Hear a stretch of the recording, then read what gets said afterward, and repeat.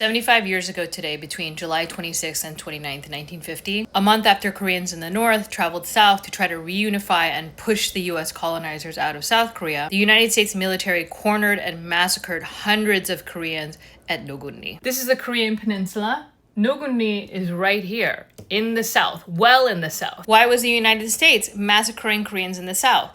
The area of Korea that they claim to be protecting. Because of their eternal fear of how socialist ideas fundamentally contradict and counter the United States narratives around capitalist colonialism, the United States didn't and doesn't care whether the people they are harming, killing, and shooting were those that they were claiming they were there to protect, or whether they were the commies. The US killed Koreans indiscriminately. By dividing Korea and then manufacturing the narrative that those in the North would be the enemies against which the South needed saving, the US has made the excuse to be in the peninsula to this day. One of the many fatal and tragic problems that the United States created when it divided Korea is that Koreans who were once one people were now being assigned North or South. It would be like the US military dividing up California, saying that North California was the enemy that South California needed to be saved from. So they divided them first and then they created enemies of each other. But because they just arbitrarily split California in half, and the military could not be bothered with telling the Californians apart. So they just killed any Californians they saw, whether or not they were Northern or Southern. This is what the United States did in Korea. They also didn't care about the fact that Koreans moved around the peninsula before it was divided. So maybe you were up north visiting family, or maybe you were down south temporarily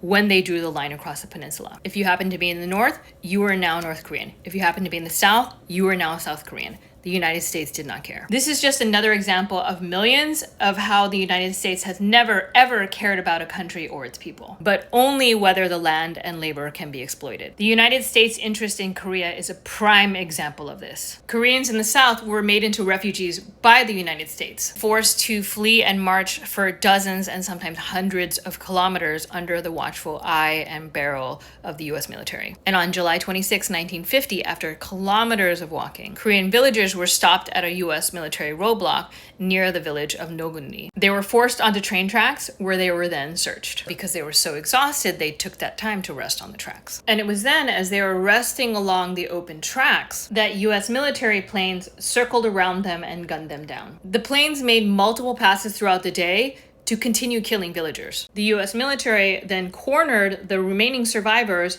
into the tunnels of the Geun Ri bridge. And once the villagers were cornered into these two tunnels, US soldiers on the ground trapped them and began shooting them from both sides of the tunnels. There are testimonies from survivors about how they had to use the bodies of their loved ones to hide and play dead, and how the soldiers were playing with their lives as if they were flies. This massacre of Korean villagers lasted for 3 days until North Korean soldiers came and chased the US soldiers away. And the Korean soldiers from the north found, fed, and cared for the remaining 24 survivors, amongst the hundreds dead that were piled up in the tunnels. It's estimated that over 100 villagers were killed during the plane attacks, and another 300 were murdered by US soldiers that trapped them on either side of the tunnels. The US soldiers did not include this massacre in their report. A month after this massacre in August 1950, the United States military intercepted a North Korean communication documenting the massacre. It was North Koreans who bore witness to their fellow South Koreans. And the highest levels of US leadership had knowledge of this massacre and did nothing. Throughout the 1990s, the survivors and democracy fighters tried to bring to light